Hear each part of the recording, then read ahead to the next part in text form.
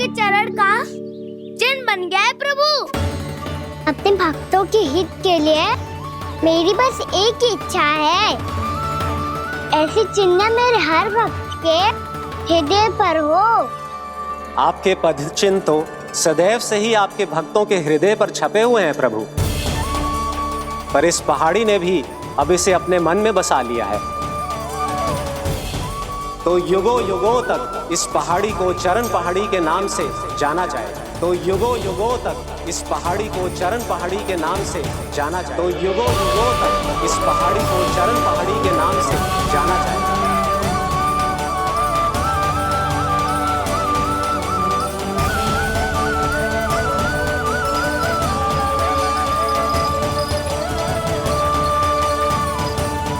कान्हा, तू हमारे पास से वहाँ कैसे चले गए हो?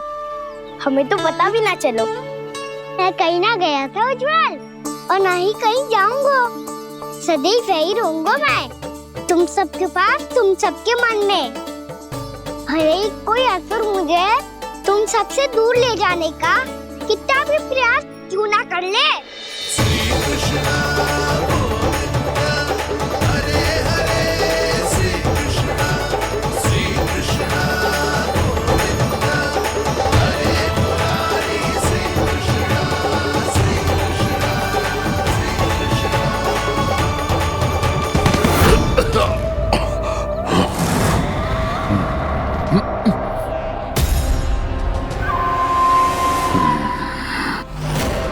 भले ही कितनी भी लीला क्यों न रच ले वो, आज उस छलिया कहलाने वाले विष्णु का सामना सच्चे छलिया से होगा।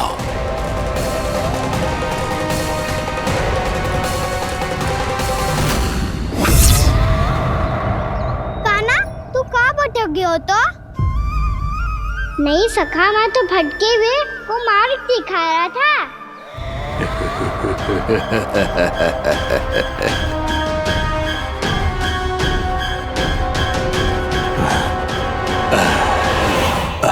फिर से कहीं मत चले जाइयो, बहुत कठिनाई से फिर से तेरा साथ मिलो है हमें। कान्हा, तो इतने दिन बाद आए हो हैं, आज हम केवल गैया ना चराएंगे, कछु आनंद भी लेंगे आज। किसो आनंद? मैंने मारा और गैया चरा के वह दूल्हे से पहले ही सीधे सीधे सब घर सोलो। वैसे भी वन में बहुत भय लगता है मुझे। क्योंकि किस बात का भय? इतनी शीघ्र बोल गए। अभी कुछ दिन पहले ही तो उस असुर और देवताओं में कितने भीषण युद्ध हुआ था। हाँ, हम शीघ्र घर जाएंगे। अरे वसंता, वो युद्ध ना था, सब बड़े बड़े देवता हमारे सखा कान्हा को बचाने आए थे। तू ही सोच, जिसकी रक्षा सारे भगवान मिलके एक साथ करते हैं, वो कान्हा हमारे साथ है, तो फिर हमें कैसा भय? वो कान्हा हमारे साथ है, तो फिर हमें कैसा भय?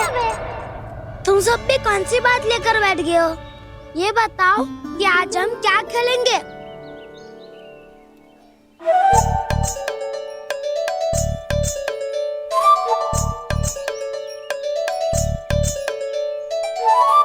चोर प्रहरी खेले। चोर प्रहरी?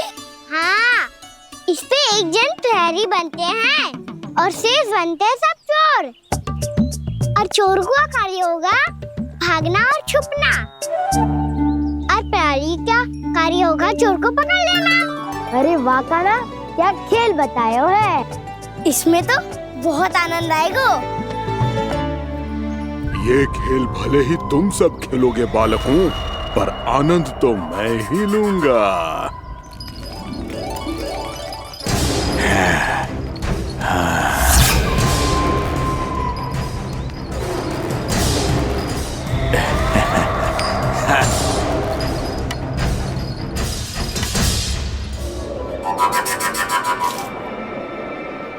ये सिक्का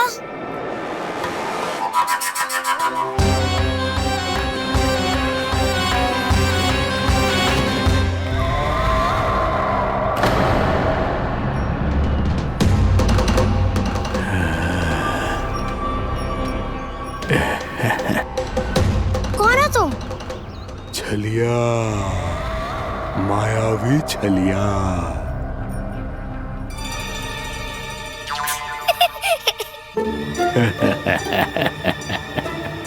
छलिया तो बहुत भयानक होता है, तुम्हारे जैसा थोड़ी दिखता है। हाँ। मुझे मूर्ख समझते हो तुम? 100 छलियाएं देखे हैं मैंने। हाँ। पर मैं उनसे ना घबराता हूँ, उनको मुझसे भय लगता है। हाँ? सच? और नहीं तो क्या, मैं हूँ ही इतना अनोखा, इतना वीर। तुम्हें विश्वास ना हो रहा है तो चलो मेरे सखाओं से पूछ लो।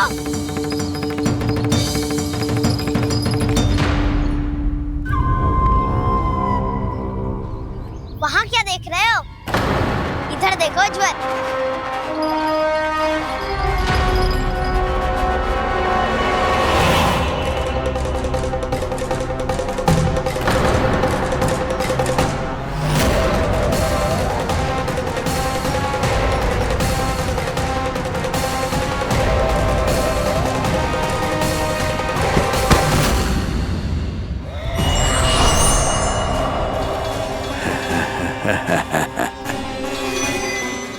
सौ छलिए देखे हैं इसने।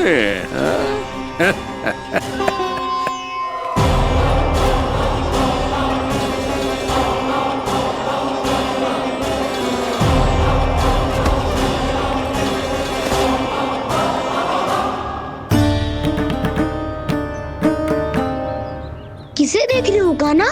उज्जवल को। कहाँ चले गया वो?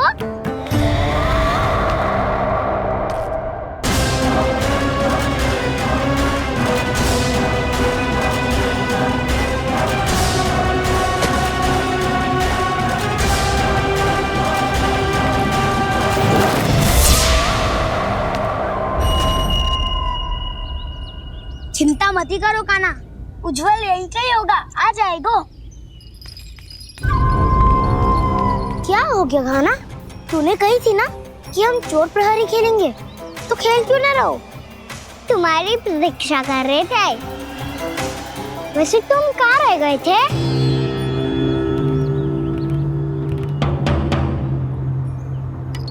वो ये देखो ना, मुझे क्या मिला, सिक्का।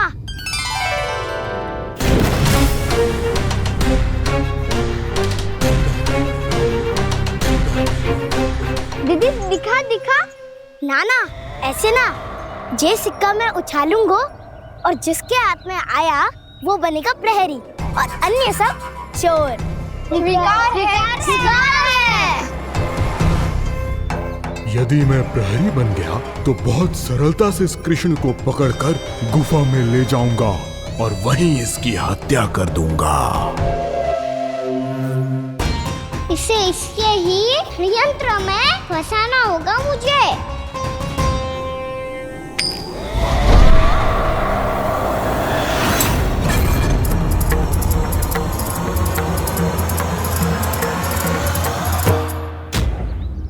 मैं प्रहरी, तुम सब चोर। कोई बात नहीं कृष्ण, अब इस उज्जवल की तरह पहले तुम्हारे सारे सखाओं को फंसाऊंगा मैं और फिर ले जाऊंगा तुम्हें।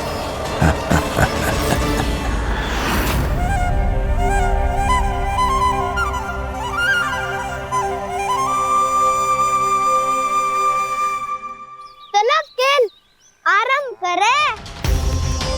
कान्हा तो हमें पकड़ना, आंखें बंद कर कान्हा।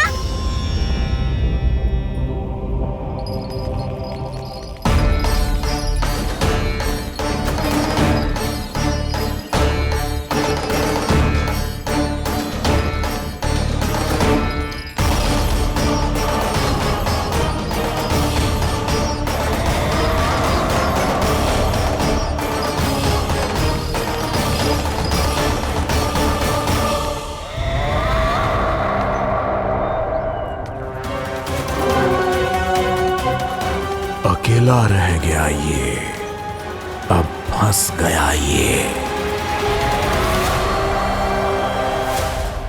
सुबल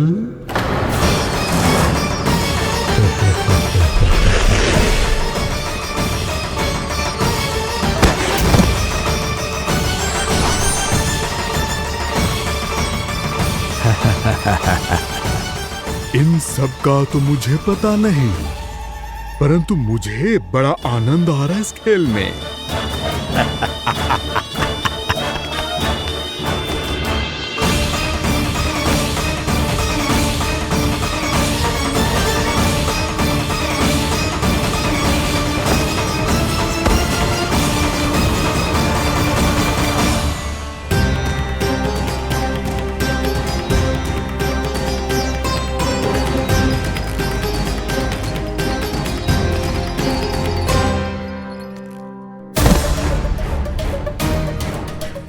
बसंता,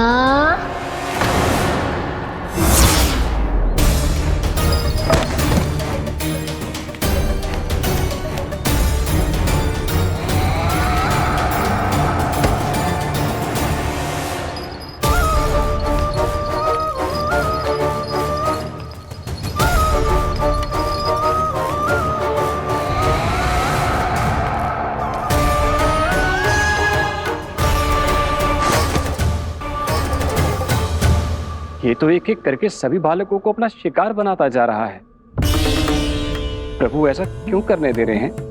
प्रभु की हर लीला का कोई ना कोई उद्देश्य होता है। यदि वो इस असुर को इन निर्दोष बालकों पर अत्याचार करने से नहीं रोक रहे हैं तो इसका भी कोई ना कोई कारण अवश्य होगा।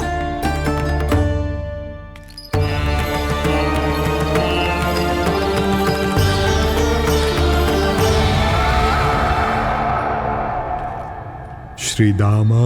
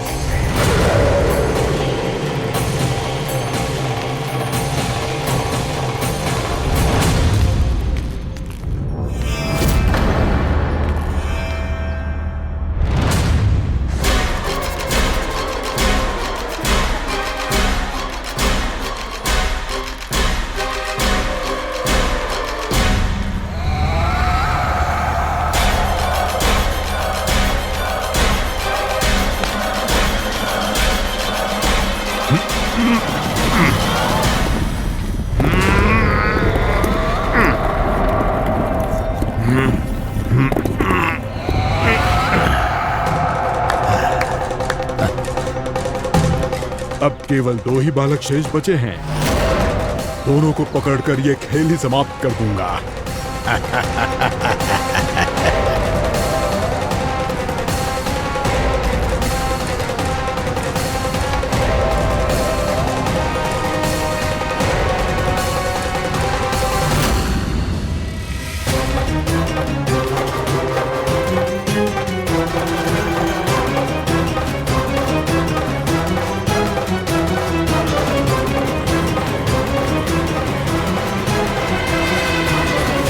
ये तो छलिया है, मायावी छलिया।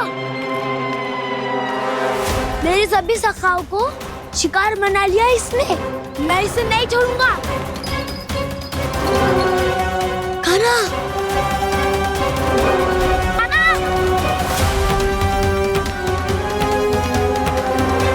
कान्हा, कान्हा।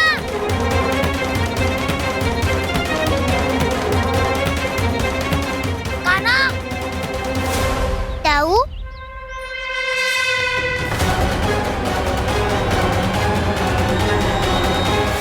छलिया हो तुमने मेरे सखा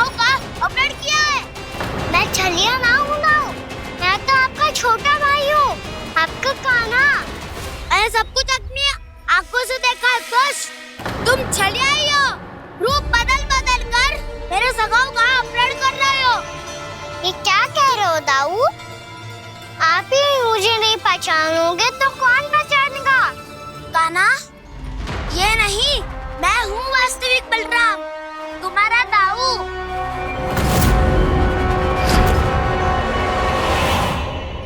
इसके भौकाल में मत आना कान्हा, ये चलिए।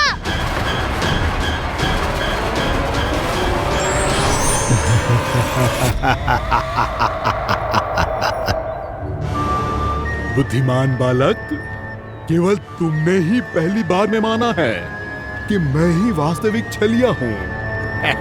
पर हम तुमसे भयभीत नहीं है दस।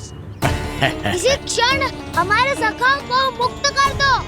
अच्छा, यदि इतना ही क्रोध आ रहा है तो जाओ, छुड़ा लो अपने सखाओं को।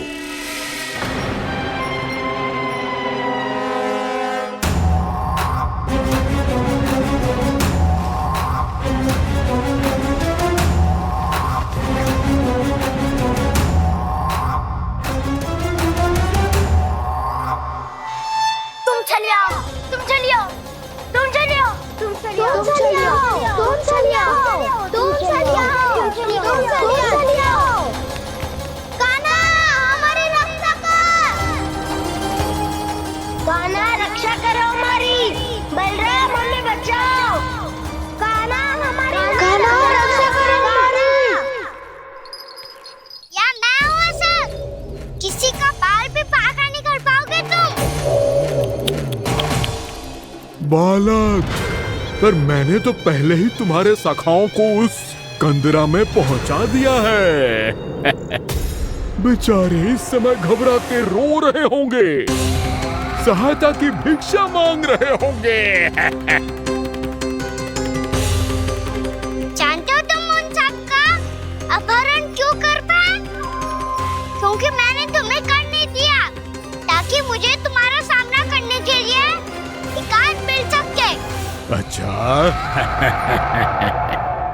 जाओ, जाके सखाओं को बचाओ।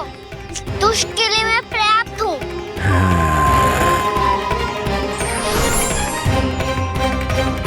कान्हा, पीछे मुड़ के मत देखना कान्हा।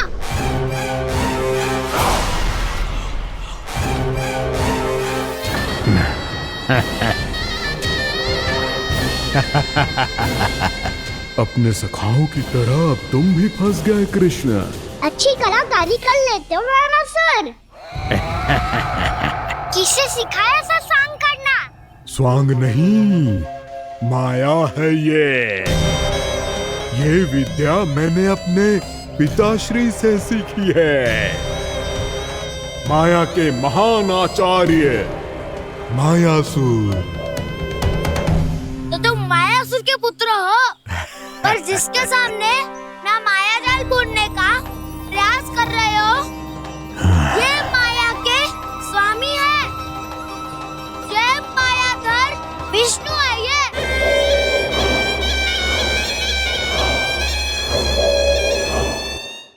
जिसके सामने माया जाल बुनने का प्रयास कर रहे हो, ये माया के स्वामी है।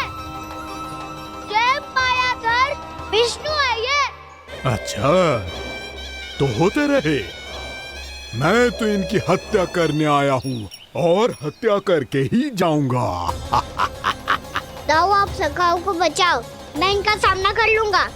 पर कान्हा, अभी आप ही ने तो कहा था माया का स्वामी हूँ मैं।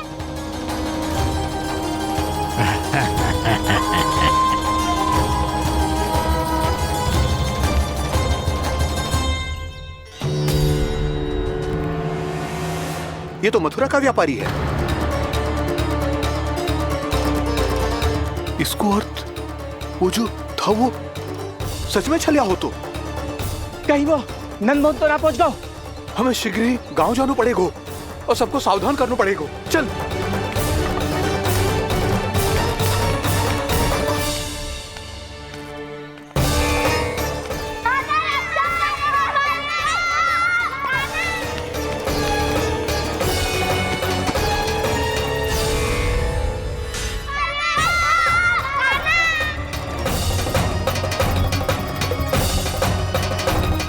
यदि तुम्हें लग रहा है कि मेरे छल के वार से बच गए हो तो मुझसे भी बच जाओगे। ये तुम्हारी सबसे बड़ी भूल है कृष्ण। मेरे पास बहुत सारे मायावी अस्त्र हैं जो क्षण भर में ही तुम्हें विष्णु लोक पहुंचा देंगे। तो फिर प्रतीक्षा क्यों कर रहे हो? बालक, मैं परिहास नहीं कर रहा हूँ। मुझे पता है, तभी तो कह रहा हूँ शीघ्र दिखाओ ना। मुझे तुम्हारे सारे मायावी अस्त्र देखने हैं। कैसे बालक हो तुम? मैं यहाँ खेल दिखाने नहीं आया हूँ। तो समय व्रत क्यों कर रहे हो ब्रह्मासुर? जो करने आए हो वही करो ना। अब देखो कैसे तुम्हारे प्राण एक ही वार में इस देह का साथ छोड़कर उड़ जाएंगे। मेरी मायावी अग्नि तुम्हारे भोले भाले से इस मुख को जलाकर भस्म कर देगी।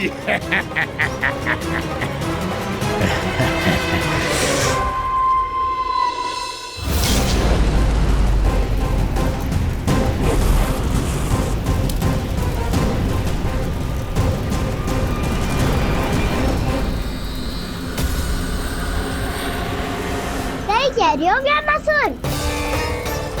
भोला भाला तो दिखता हूँ मैं, मैया भी यही कहती है।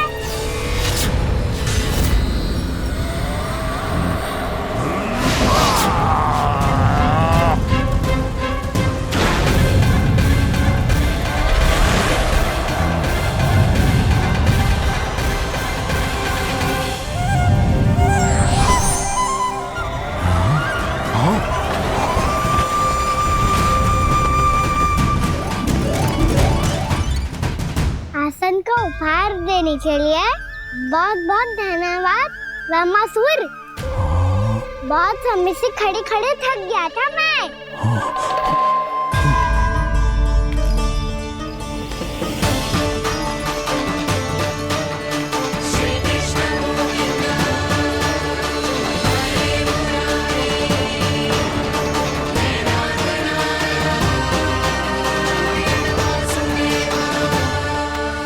अगला अस्त्र दिखाओ ना।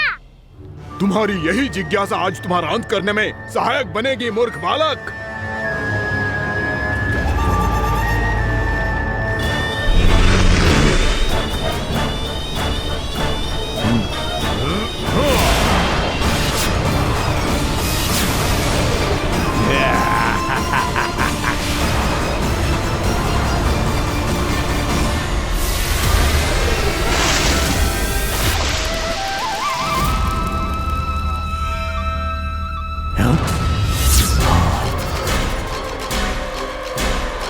अच्छा, पर प्रक्षालन करना चाहती थे तो पहले क्यों नहीं बताया?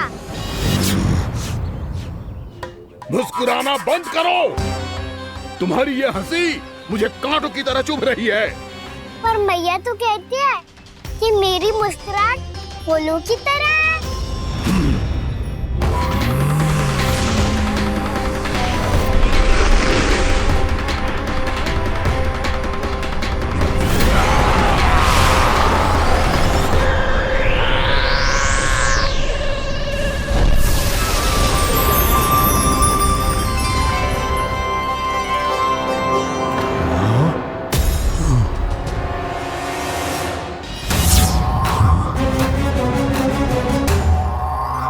कहा था ना मेरी मुस्कुराहट बिल्कुल इन्हीं फूलों की तरह है। और तुम कर क्या रहे हो ब्रह्मासुर? कभी आसन दे रहे हो, कभी पद प्रक्षालन कर रहे हो और अब फूल भी चढ़ा दिए। तुम मुझ पे वार करने आए हो कि पूजा करने? तुम्हारी पूजा तो मैं अब ऐसी करूंगा कि तुम मृत्यु के बाद भी मुझे भूल नहीं पाओगे बालक।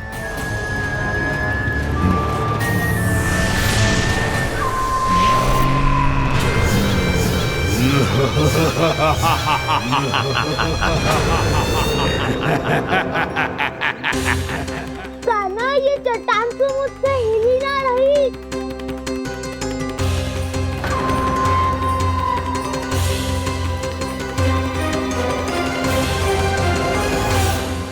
अभी कंदरा के अंदर कुछ क्षणों में ही प्राण वायु समाप्त हो जाएंगे।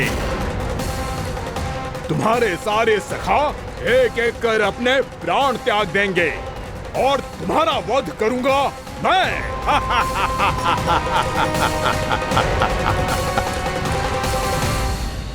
अरे सब जन बच के रहना। छलिया आया हुआ है वृंदावन में। अरे छलिया आ गया है। वृंदावन में मायावी छलिया। अरे क्या हुआ? कौन छलिया? मायावी छलिया सबको छलता है वो। हाँ, कुछ भी कर सके है वो। बहुत भयानक। अरे भानु ठहर जरा, क्या हुआ? बहुत भयानक है वो, बच के रहना सब लोग। अरे भेष बदल ले तो है वो। हाँ। क्या हुआ? छलिया है वो। अरे मेरी बात तो बताओ। रानी भाभी, रानी भाभी, कान्हा घर पर ही है ना? ऐसे भड़बड़ा क्यों रहे हो? कोई भूत देख लियो है क्या? भूत ना भाभी, छलिया से भेंट हो गई। सच्ची का मायावी छलिया है भाभी। क्या उल्टा सीधा बोले जा रहे हो? ठीक से बताओ। अब बोलो भी। वो कान्हा के पीछे पड़ो है वो। मेरे लल्ला के पीछे? हाँ रानी भाभी, हमारे अचेत होने से पहले हमने उसे ये कहते सुना था कि वो वृंदावन आने वाला है कान्हा से मिलने। हे नारायण, मेरे कान्हा की रक्षा करना। जसोदा जी, मायावी छलिए से बचना बालकों के बस की बात ना है।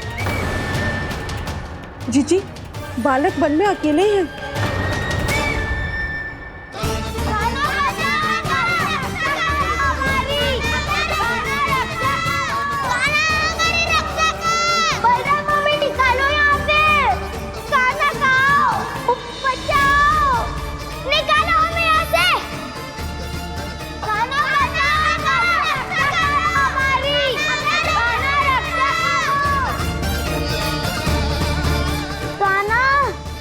चट्टान तो मुझसे हिली ना रही। यदि मैं माया का स्वामी हूँ तो आप भी बल के स्वामी हो। ताऊ, अपनी क्षमता, अपना सामर्थ्य स्मरण करो।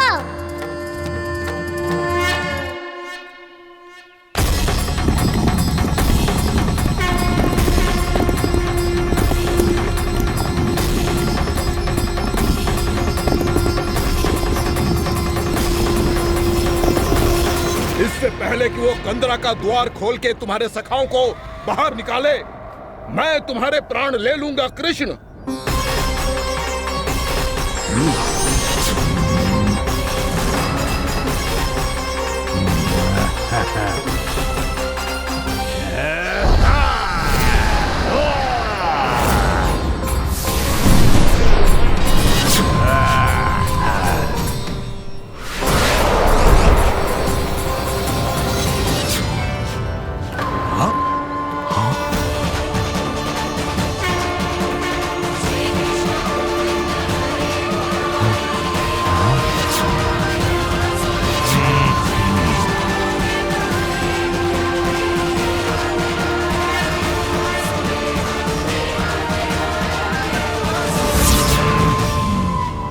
कितनी पूजा करोगे ब्रह्मासुर?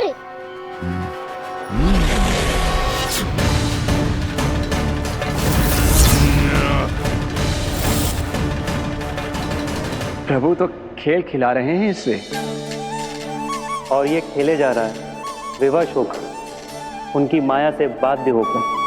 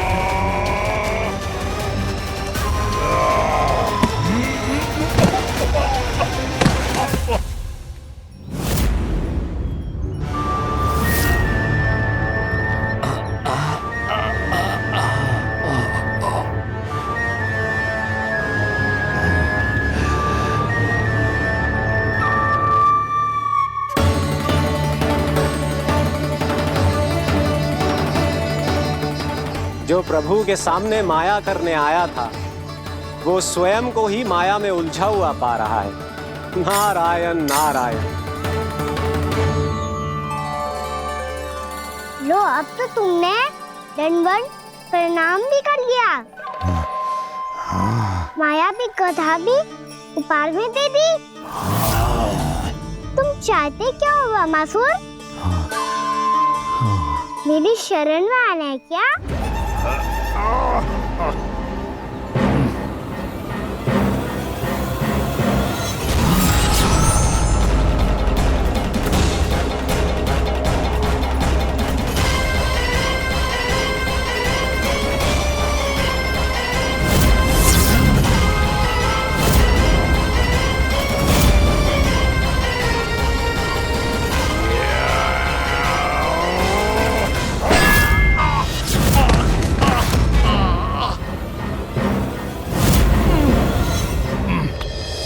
सोच विचार का समय ना है हमारे पास।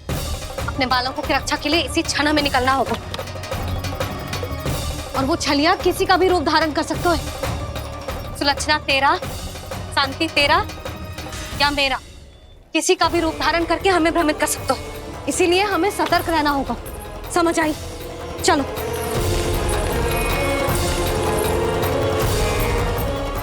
अभी भी समय है वामासुर, समझ जाओ।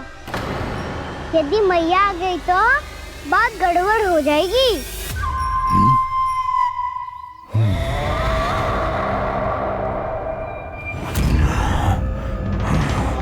मुझसे झूठ का कोई लाभ नहीं होगा। वामासुर, स्मरण करो तुम कौन हो। मायासुर का पुत्र हूँ मैं, अपने स्वामी महाराज कंस का सेवक हूँ, और तुम्हारा हूँ मैं काल।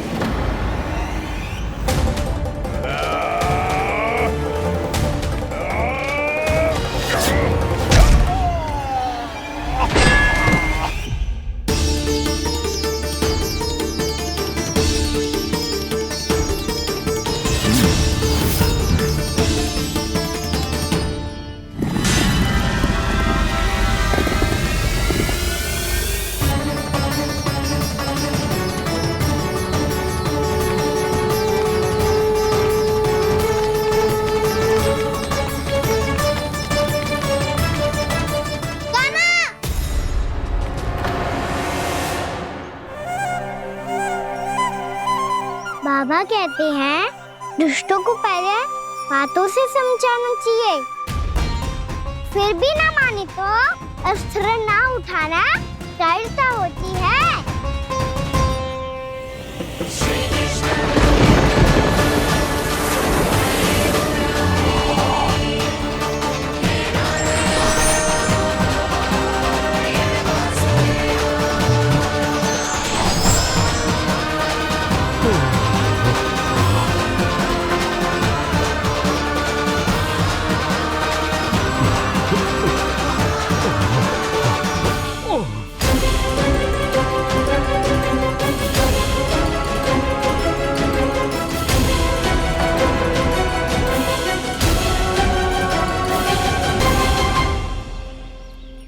पता था मुझे, अपने बाबा के स्वरूप को हानि नहीं पहुंचाओगे। सही कही तुमने। पिता की छवि ही पिता के समान भी आनंदीय होती है। वामासुर, वामासुर। ये मैं अपने वास्तविक रूप में कैसे आ गया?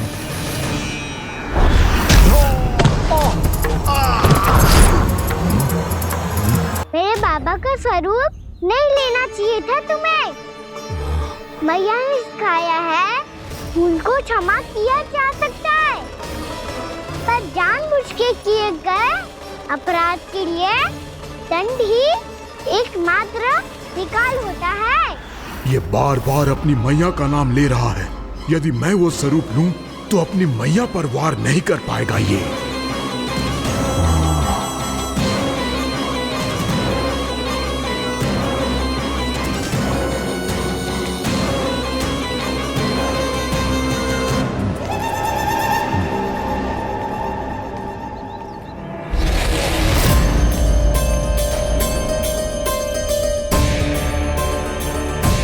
लल्ला, मैं तेरी मैया हूँ, अपनी मैया को मारेगा? बच गया। समझाया था पर तुमने एक बार फिर से मूर्खता कर ही दी। इस पर तुमने पहले से भी बड़ी और पहले से भी भयंकर भूल किया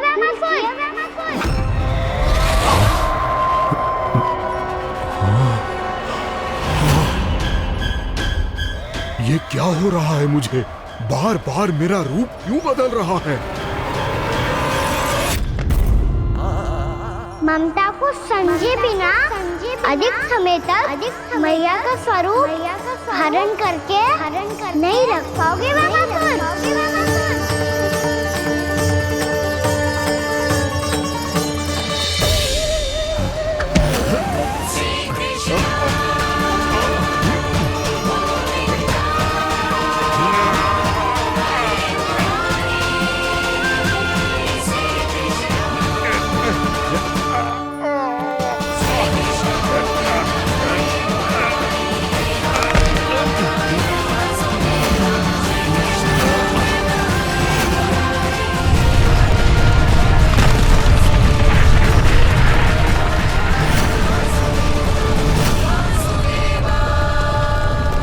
प्रभु के क्रोध से धरती भी कांपने लगी है।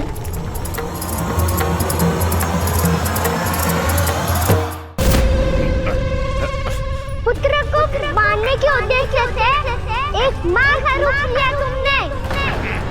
ये ममता का और मेरी मैया का घोर अपमान है रामासुर।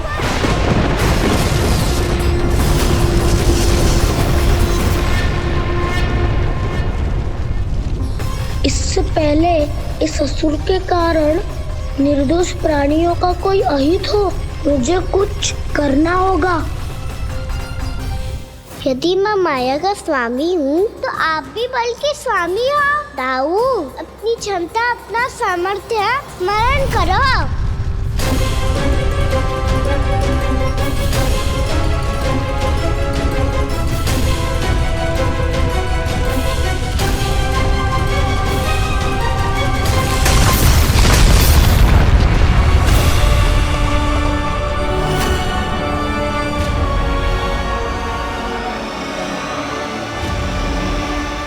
अद्भुत बलदाऊ, अद्भुत। अपने बल का उचित प्रयोग करके आपने प्राणियों को हानि होने से बचा लिया और ये भी सिद्ध कर दिया कि इस युग में आपसे अधिक बलवान और कोई नहीं होगा। आज से आप बलदेव के नाम से भी जाने जाएंगे। आज से आप बलदेव के नाम से भी जाने जाएंगे। आपके चरणों का ये चिन्ह युगों युगों तक आपके बल की कथा कहता रहेगा। बलराम का चरण चिन्ह।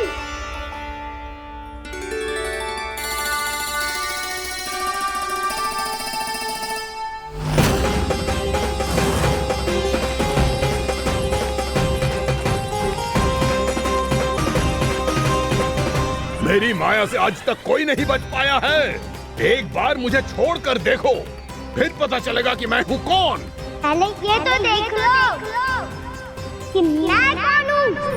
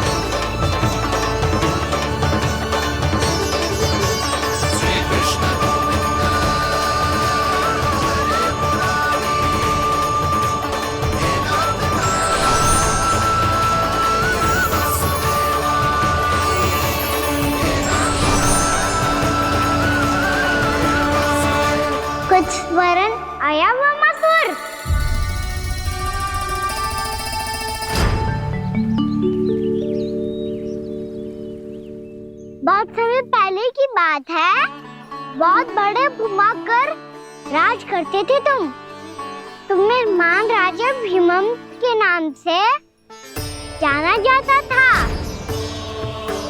सब कुछ था तुम्हारे पास, पर शांति नहीं थी। इसीलिए शांति की खोज में अपना संपूर्ण राज अपने पुत्रों को सौंप कर मलय पर्वत की ओर चल दिए। अनेक वर्षों की तपस्या के बाद तुम्हारे तप की कीर्ति चारों ओर फैलने लगी और फिर सच्चे तपस्वी के रूप में तुम्हारी ख्याति से प्रभावित होकर महर्षि उलट तुमसे भेंट करने आए। राजा भीमरथ, आपने ईश्वर की प्राप्ति के लिए सब कुछ छोड़ दिया, पर अपना अभिमान नहीं छोड़ पाए। इसीलिए मेरे आगमन पर सम्मान के साथ खड़ा होना तो दूर, मेरा अभिवादन भी नहीं किया। अभिमान तपस्वी का गुण नहीं होता है राजन, अभिमान राक्षसी गुण है। इसलिए मैं आपको श्राप देता हूं कि आप अगले जन्म में एक राक्षस के रूप में जन्म लेंगे, एक राक्षस के रूप में जन्म लेंगे। मुझे क्षमा कर दीजिए महर्षि, मैंने जानबूझकर आपका अपमान नहीं किया है। मैं तो यहाँ पर शांति की खोज में आया था। अपने भीतर के संसार में गहरे सोच विचार में डूबा हुआ था मैं। मुझे क्षमा कर दीजिए महर्षि, मुझे क्षमा कर दीजिए। अपनी भूल का आभास प्रायश्चित की ओर पहला पग होता है। मैं अपना श्राप तो वापस नहीं ले सकता, परंतु आपको एक वचन अवश्य दे सकता हूँ। जब भी प्रभु नारायण का अवतार होगा, आपको उचित समय पे वो वरदान देंगे जिसकी आप लंबे समय से प्रतीक्षा कर रहे हैं।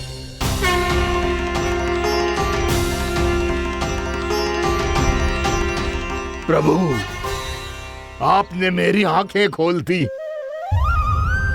अब मुझे पता चल गया है कि आप कौन हैं और मैं कौन हूँ। इसलिए आप मुझ पर कृपा करके अपने चरणों में स्थान दे दीजिए।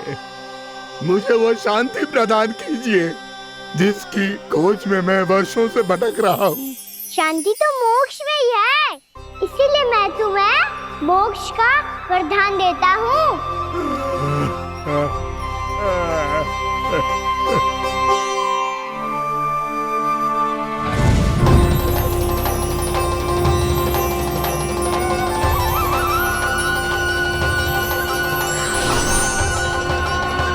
प्रभु की ये लीला सदैव स्मरण रखी जाएगी। इस स्थान को इनका आशीर्वाद मिलेगा और इस कंदरा को व्योमासुर की कंदरा के रूप में पहचाना जाएगा। भविष्य में अनेक ऋषि मुनियों की शरण स्थली बनेगी ये कंदरा। दीदी, ये कोई साधारण बालक ना है। ऐसा चमत्कार कोई साधारण बालक थोड़ी ना कर सकते हो। तुम सत्य कह रहे थे बलराम, गाना सच्ची में भगवान ही है। तभी तो सब देवता इसे बसाने और इसकी ओर से युद्ध करने आते हैं। तुम सब ऐसे आंखें फाड़ के क्यों देख रहे हो मुझे?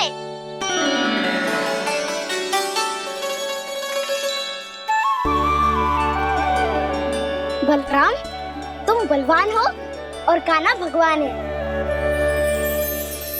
दूर दूर तक कोई दिखाई न दे रहा है। ना जाने किस हाल में होंगे बालक। कहीं हम ही तो मार्ग ना भटक गए शीघ्रता के चक्कर में। अब तो एक पग भी ना चलो जा रहे हो। जल, किसी के पास जल है क्या? कंठ तो मेरा भी सूख रहा है मौसी। भाभी, निकट ही जमुना जी है, कहूँ तो वहाँ से जल ले आओ। मैं भी जा रही हूँ भाभी, एक से भले दो। हाँ चल, शीघ्रता से आओ। हाँ।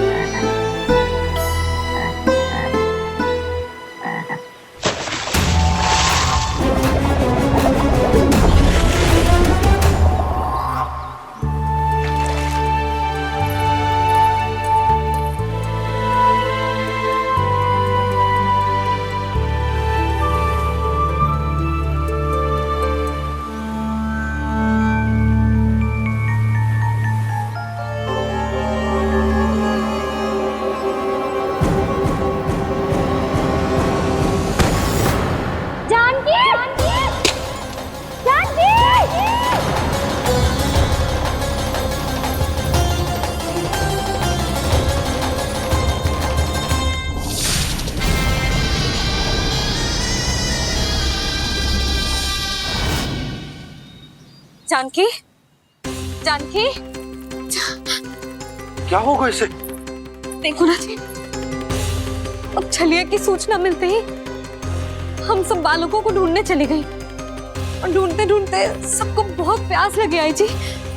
तो जानकी जमुना जी की नदी से जल लेने गई और उसने जमुना जी का पानी पिया और उसकी जेदशा हो गई। बालक कहाँ है? वो ठीक तो है ना? ऊपर से सब ठीक है पर भीतर से बहुत भयभीत है सब। जानकी तो बिल्कुल नीली पड़ गया है। लग तो है विष फैल गया है इसको पूरे तन में। मथुरा के सर्वश्रेष्ठ विदेह जी को बुलाया गया है उसके उपचार के लिए। जैसे ही इसने जल को मुंह से लगाया ये गिर पड़ी। चटपटाने का अवसर भी ना मिलो। हाँ वैद्य जी, और निकटी मृत पशु भी पड़े हुए थे। हाँ मैंने भी अस्थियां देखी थी। इसका तो यही अर्थ हो सकता है कि समस्या वहाँ के जल में ही हो। वैद्य जी, आप रोगी की नाड़ी पे ध्यान दो ना।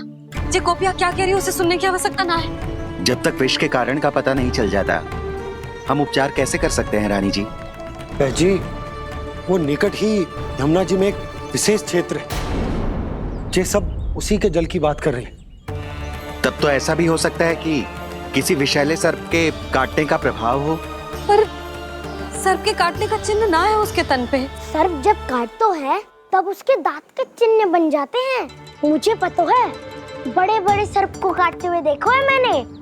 एक दिन अब बस कर उज्जवल, ये बड़ी बड़ी हाँकने का समय ना है। पर यदि सर्प ने ना काटा है फिर जानकी की ये दशा किसने की? अवश्य किसी राक्षस ने की होगी। नाना, कोई विषैला पशु भी तो हो सकता है। यह अवश्य किसी महाविषैले सर्प के विष से हुआ है। सर्प ने भले ना काटा हो लेकिन यह अवश्य ही किसी महाविषैले सर्प के विष के कारण हुआ है। कालिया नाग। कालिया नाग?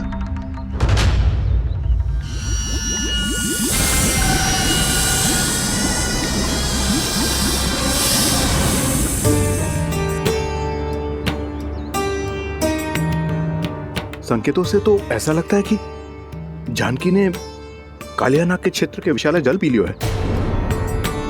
कालिया नाग एक लोक श्रुति है, कल्पना में गढ़ी हुई एक कथा और कछु न है। हमें जाके पता लगाना पड़ेगा। पर हमें वहां जाने से मना किया है ना बड़ों ने। उज्जवल सही कह रहे हो है। इस समय जानकी के स्वास्थ्य से अधिक महत्वपूर्ण और कछु ना है। जानकी हमारे लिए ही जलाने गई थी जी। ना मैं उसे जाने देती ना जैसा वो तो। वैद्य जी आप शीघ्र कछु करो, कैसे भी कछु भी करो पर इसके प्राण बचा लो। यशोदा, धैर्य रखो, श्री नारायण पर विश्वास रखो, वो सब ठीक कर देंगे।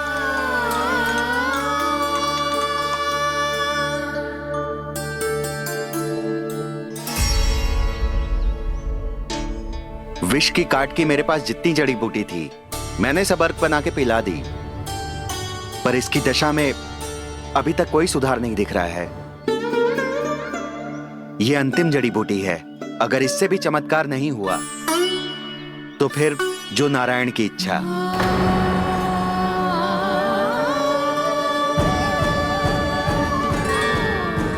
पर कोई तो उपाय होगा जानकी को बचाने का। कान्हा, यदि तुझे किसी औषधि के बारे में पता है हमें बता दे, हम जाके ले आएंगे।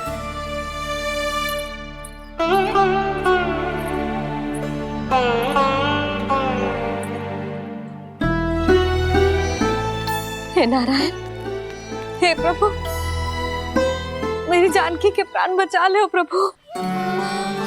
या तो मैं अपने आप को कभी क्षमा न कर पाऊंगी। ये सारी मेरे ही कारण बनाई थी। उसकी रक्षा करो प्रभु, मेरी पुकार सुनो।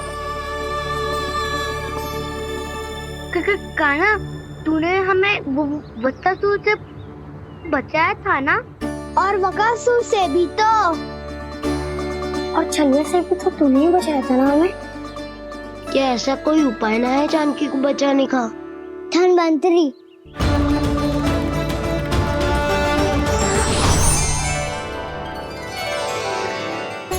मैं आ गया हूं प्रभु, चिंता मत कीजिए, आपके आदेश का पालन अवश्य होगा।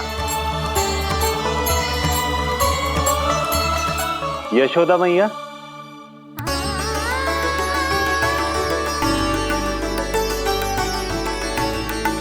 मैया आपको कोई पुकार रहा है।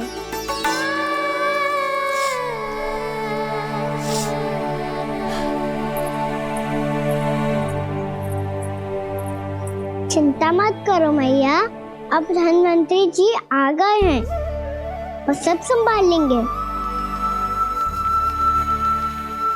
धन्वंतरी जी कौन है? जिन्होंने संसार का आयुर्वेद दिया, आरोग्य के देवता, वे श्री नारायण के अवतार।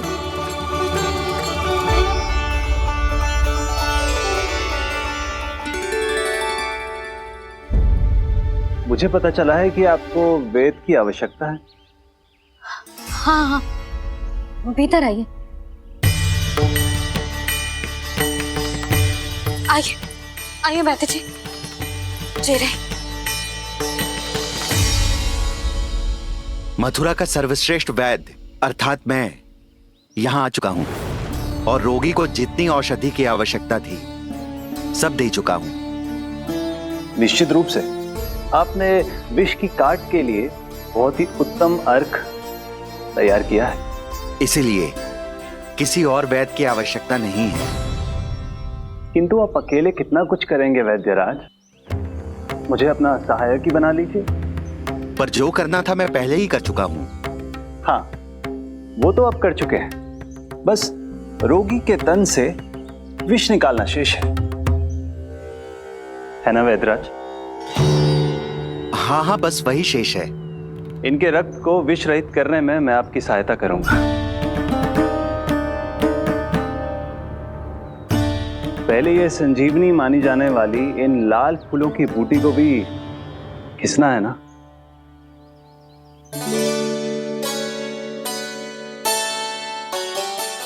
हाँ हाँ, तुम सही कह रहे हो, इसे अच्छे से घिसो।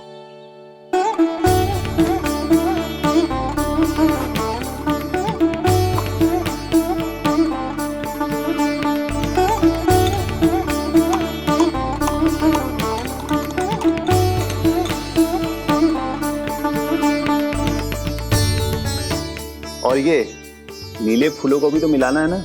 हाँ हाँ, अच्छे सहायक बन सकते हो तुम, ऐसे ही श्रम करते रहो।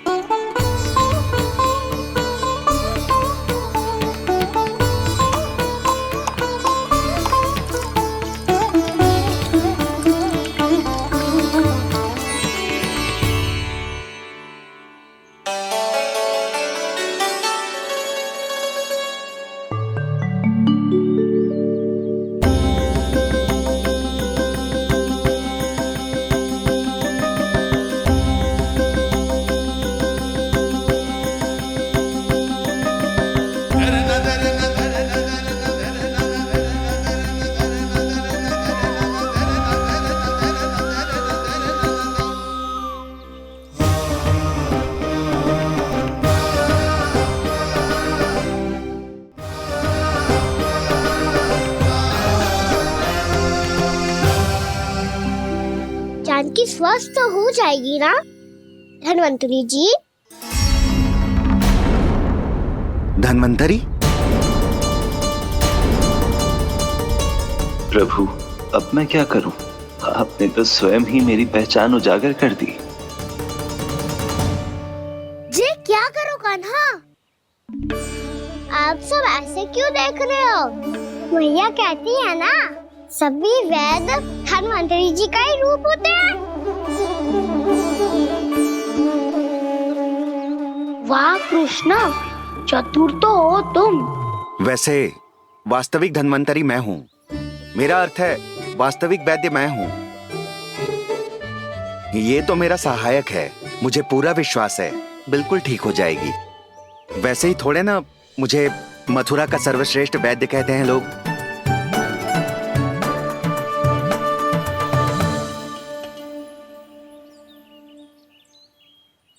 जसोदा भाभी, जसोदा जी, जानकी को चेतना आ गई। जानकी, जानकी, जानकी, तू ठीक है ना? क्षमा करना भाभी, मैं आपके लिए जल ना ला पाई। बस बहुत भूख लगी है। मैं अभी कछु लाती हूँ। जानकी, माखन खाओगी?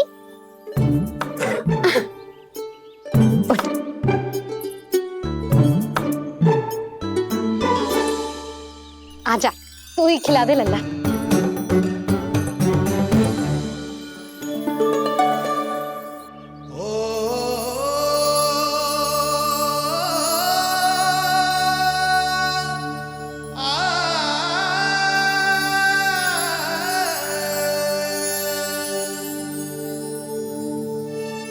तुम सब मेरे लल्ला को माखन चोर कहती हो ना?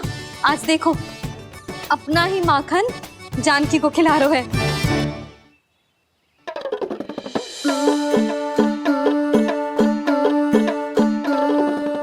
थोड़ा और विश्राम कर लो। सदैव तुम हम सबकी सेवा करती हो, आज मैं तुम्हारी सेवा करूंगा। जानकी की जिज्ञासा तब हुई जब जय यशोदा काकी की सेवा कर रही थी, और अब देखो स्वयं भगवान ही इसकी सेवा कर रहे हैं। जानते हो इससे क्या सिद्ध होता है? जो भी यशोदा मैया की पूजा करेगा, अर्थात अपने माता पिता की सेवा करेगा, उनके साथ सम्मान से व्यवहार करेगा, ईश्वर स्वयं उसका ध्यान रखेंगे। कभी धन्वंतरी के रूप में तो कभी स्वयं कान्हा के रूप में। भक्त और भगवान का देखो कैसा ये अनुराग,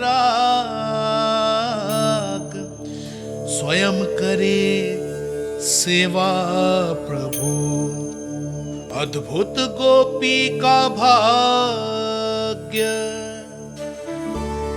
प्रभु इन सब पृथ्वीवासियों से कितना घुल मिल गए हैं। ना तो ये प्रभु को भगवान मानते हैं और ना ही प्रभु अपने आप को इनसे सर्वश्रेष्ठ समझते हैं। अपने आचरण से ये सिद्ध कर रहे हैं कि ये सभी में हैं और सभी इनका ही अंश है।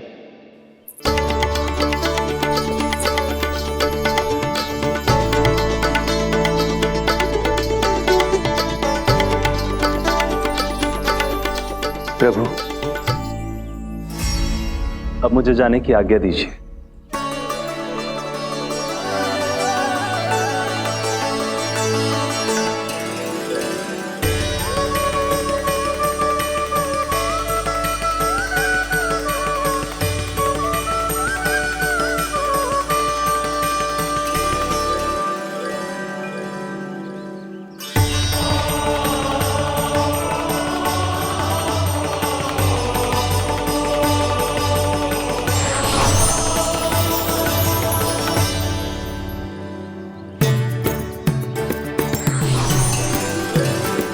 कान्हा ने तो सच्ची में धन्वंतरी जी को बुला लिया था।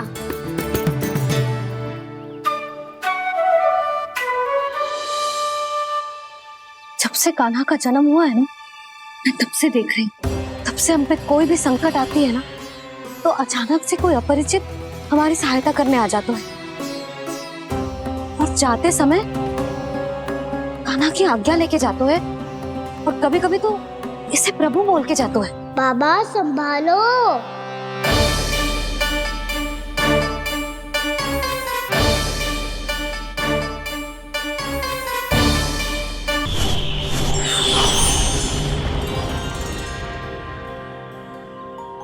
श्री नारायण के वाहन पक्षीराज गरुड़, मैं संपूर्ण सर्प जाति की ओर से आपसे एक निवेदन करने आया हूँ।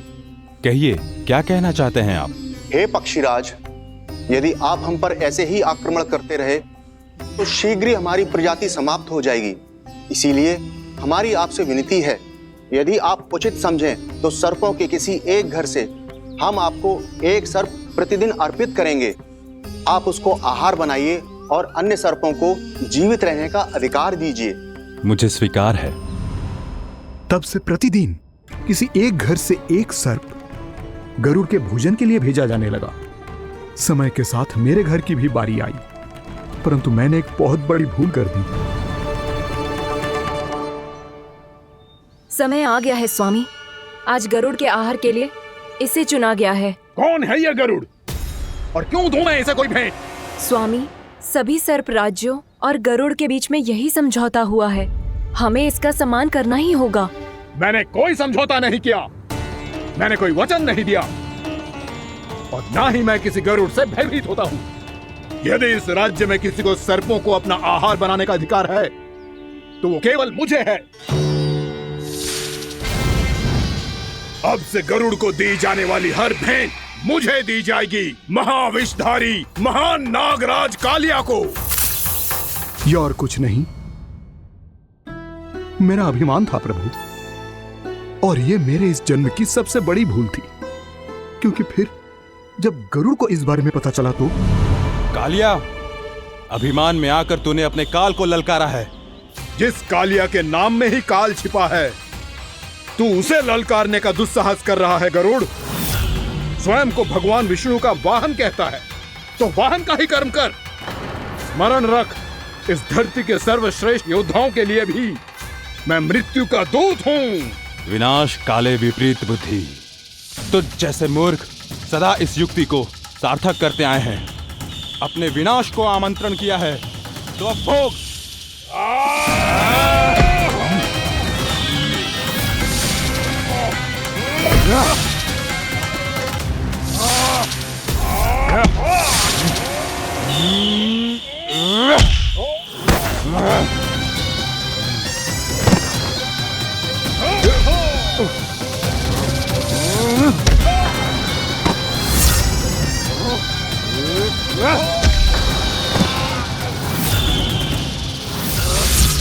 जिसने मेरा भोजन चुराने की धृष्टता की है वो इसी योग्य है।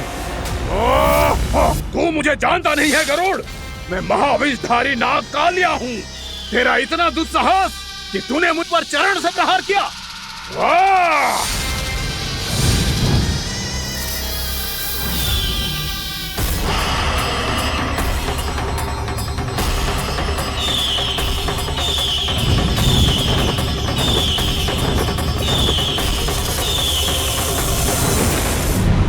मैं अपने अभिमान में भूल गया था कि गरुड़ मुझसे कहीं अधिक शक्तिशाली है। इसलिए अपने प्राणों की रक्षा करने के लिए मैं एक स्थान से दूसरे स्थान भागने लगा। नदियां, पर्वत, यहां तक कि मैंने सागर भी लांघ डाला, पर मैं जहां भी जाता गरुड़ के रूप में मेरा काल वहीं आ जाता। इसीलिए मृत्यु की आशंका से भयभीत होकर मैं अपने बड़े भाई मां कद्रू के प्रथम पुत्र अनंत शेषनाग से राय लेने चला गया। भैया, मैं यहां आपसे आपकी सहायता लेने आया हूं।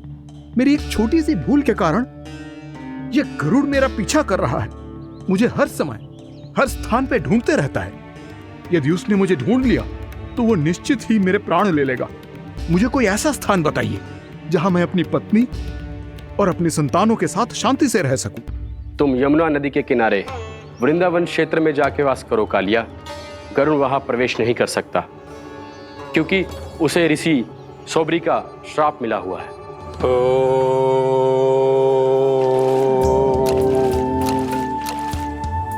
ध्यान और तपस्या का नित्य कर्म करते हुए ऋषि के मन में मछलियों के प्रति प्रेम भाव इतना बढ़ गया कि वो भूल गए सभी जीव खाद्य श्रृंखला का भाग होते हैं और मछलियां भी इस नियम की अपवाद नहीं है। उन्हें मछलियों की अटखेली इतनी अच्छी लगने लगी कि वो इस क्षेत्र के मछुआरों को भी मछली पकड़ने की अनुमति नहीं देते थे।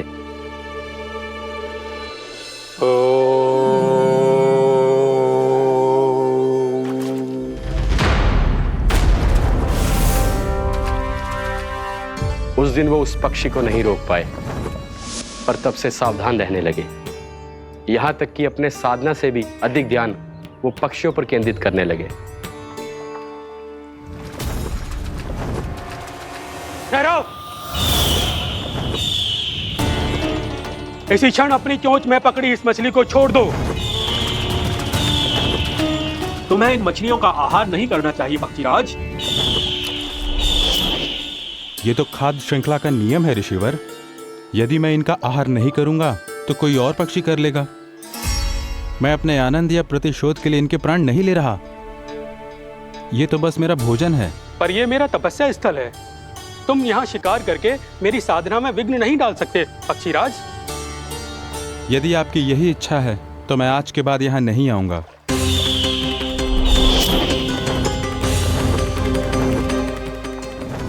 पर आज ये मछली मेरे आहार के रूप में पकड़ी जा चुकी है। मैं वचन देता हूँ ऋषिवर, इस स्थान पर यह मेरा अंतिम शिकार होगा।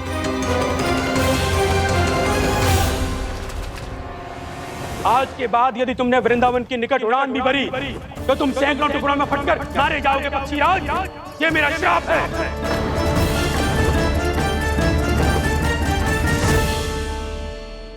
और इसीलिए भैया शेषनाग के सुझाव के अनुसार मैं यहां आ गया।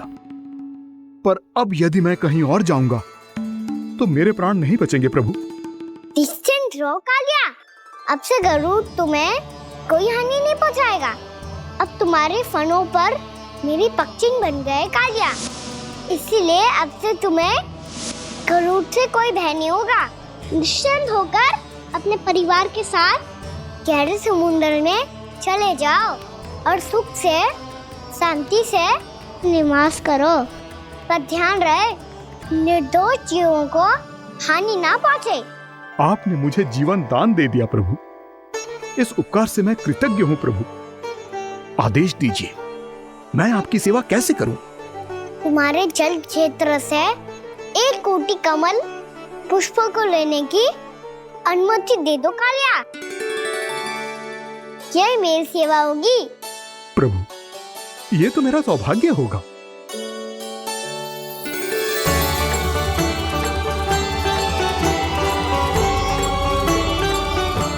एक कोटि के स्थान पर हम 3 कोटि कमल पुष्प ले आए प्रभु। मैं तुम्हारी सेवा भाव से प्रसन्न हुआ कालिया। रमणक द्वीप पर चले जाओ ताकि तुम्हारे कारण फिर कभी किसी निर्दोष जीव को हानि ना पहुंचे और न ही तुम्हारा विष मेरे प्रिय यमुना नदी के जल को दूषित कर पाए। मैं तुम्हें आशीर्वाद देता हूँ। आज यहाँ मेरे द्वारा तुम्हें दिए गए इस आदेश का स्मरण जो भी भक्त करेगा और प्रातः काल और संध्या काल में इसका उच्चारण करेगा, उसे फिर कभी किसी संकट से कोई भय नहीं होगा। ये स्थान अब से काला कुंड के नाम से जाना जाएगा। यहाँ पर स्नान करने वाला और देवताओं को इस क्षेत्र से जल का अर्घ्य देकर प्रसन्न करने वाला भक्त यदि मेरा स्मरण करके पा सकेगा तो वो अपने सभी पापों से शीघ्र ही मुक्त हो जाएगा।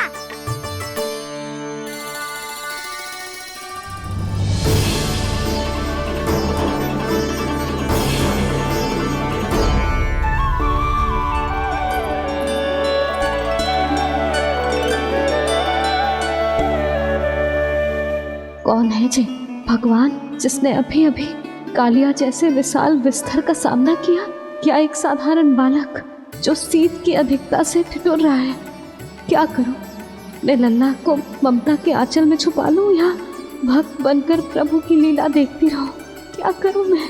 कितना ठंडा था जल, बहुत सर्दी लग रही है। सर्दी से तड़पते हुए कैसे देखूं इसे? अभी जाके अपने पल्लू से सुखाती हूँ। हृदय से लगा के स्नेह की आंच दूंगी तो सर्दी पल भर में छूमंतर हो जाएगी।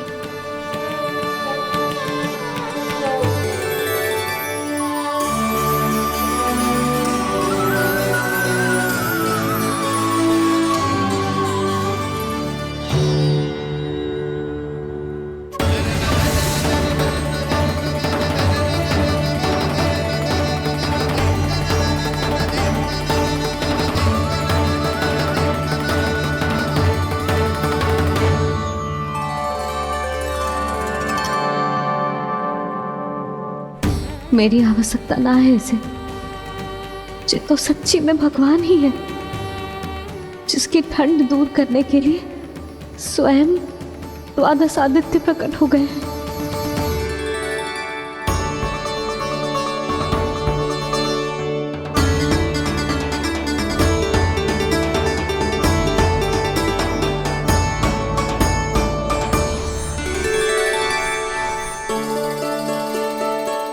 ये क्या किया आपने? मैया मुझे अपने हृदय से लगाने वाली थी कि आप सब प्रकट हो गए।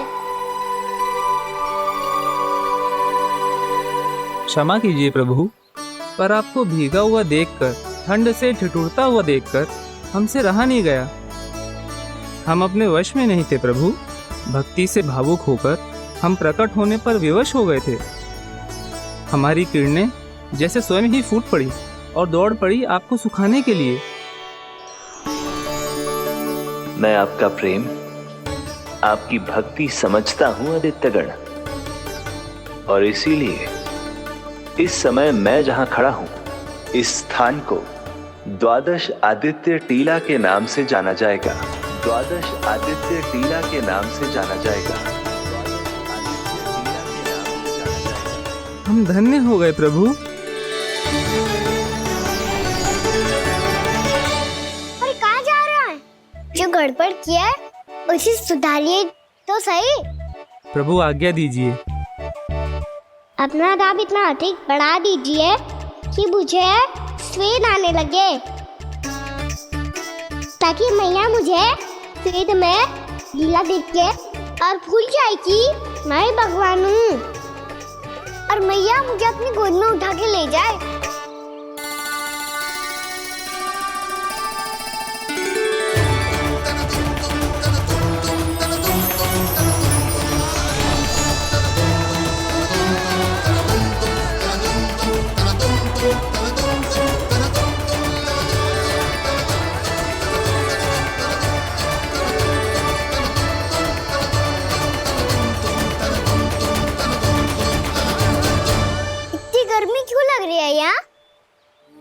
स्वेद की एक बूंद भी आती थी तो मैं अपना आंचल लेकर पहुंच जाती थी इसके पास। जानती ही नहीं थी कि चेतु स्वयं वायुदेव को आदेश दे सकता है कि वो बहने लगे और उसका सारा स्वेद सुखा दे। वायुदेव की आवश्यकता नहीं है मैया, मुझे आप ही चाहिए। लगता है जिस बात का है था वही सत्य होने लगी है। भैया मेरे भगवान रूप को भूल नहीं पाएगी, और अब मेरे लिए उनके सत्य छुपा कर रख पाना कठिन हो जाएगा। कृष्णा कृष्णा हरे कृष्णा कृष्णा कृष्णा मुरली मनोहर कृष्णा गोपाला गोविंदा हे दामोदरा।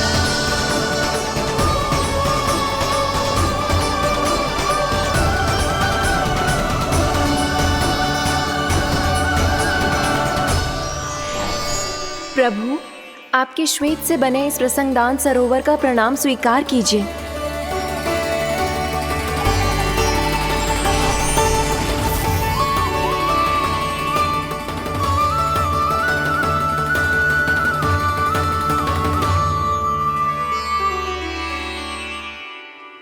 ओहो, इस चमत्कार को देखकर भैया को और भी अधिक विश्वास हो जाएगा कि मैं भगवानी हूँ। अब कैसे मनाऊं मैया को कि मैं इनका लाई हूँ। बाबा है ना, अब तो यही सहायता करेंगे। श्री कृष्णा गोविंदा हरे हरे श्री कृष्णा गोविंदा हरे हरे श्री कृष्णा हरे मुरारी श्री कृष्णा श्री कृष्णा श्री कृष्णा।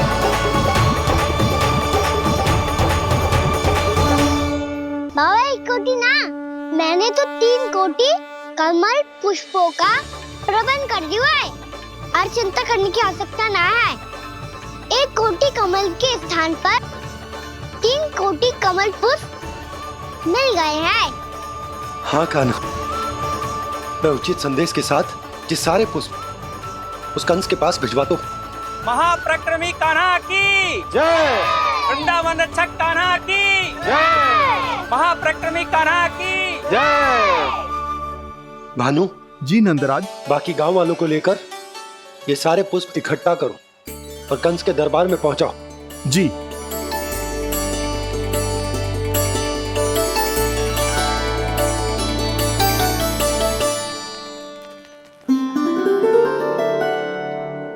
मैया, कौन हो तुम? मुझे पता था मैया, जब आपको सत्य पता चलेगा तो आप मुझे मैया की तरह स्नेह ना कर पाओगी, इसलिए आज तक सत्य छुपा तो आया हूँ, ताकि आपकी ममता, आपका प्रेम अनुभव करने का अवसर मिलता रहा है मुझे। और फिर आज को बताया था ना,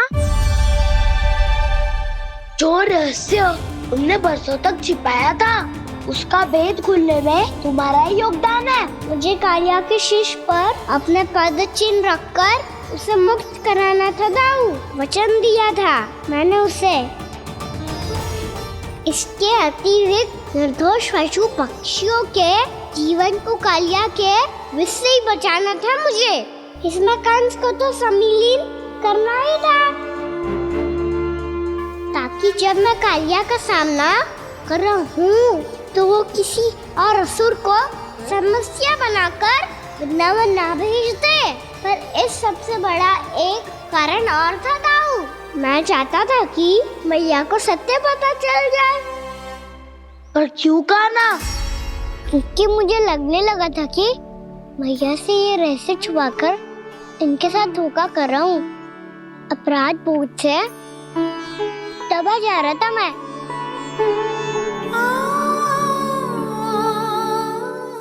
जो सत्य आपको, बाबा को, सभी को पता है, यहाँ तक कि मेरे सखा भी जानते हैं, वो सत्य मैंने मैया से छिपाया केवल इसी लोक में कि मुझे इनकी ममता प्राप्त होती रहे। पर ऐसा करके मैं अपने से निस्वार्थ प्रेम करने वाली मैया को धोखा दे रहा था। आप ही बताओ दाऊ, जो इस संसार में मुझसे सबसे अधिक भरोसा करता है, उसी के साथ छल कैसे कर सकता हूँ मैं? हाँ, मैं नारायण का अवतार हूँ, पर अपनी मैया का छोटा सा लल्ला भी तो हूँ।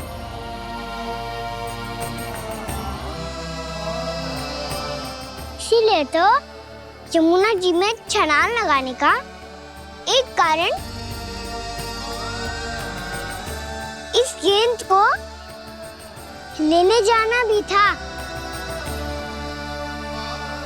ने स्नेह से बनाई थी मैया ने गेंद, इसे अपने से दूर कैसे होने देता मैं? आपको आभास भी ना है मैया कि आप मेरे लिए कितने महत्वपूर्ण हो।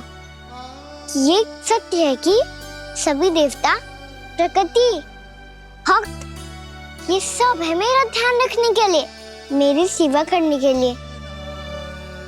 पर क्या इनमें से कोई भी मेरी मैया का स्थान ले सकता है? और आप भी तो यही चाहती थी कि मैं आपका लल्ला बन के आऊं, कि मैं आपका लल्ला बन के आऊं, मैं आपका लल्ला बन के आऊं। आज जैसे आपने मुझे अपनी गोद में लिटा रखा है, क्या कुछ ऐसा नहीं हो सकता कि शीघ्र ही मुझे आपको अपनी गोद में खिलाने का अवसर मिल जाए? मैया, नारायण का अवतार होना क्या इतनी बड़ी समस्या है कि आप हृदय से भी राह लगा सकते? मैया,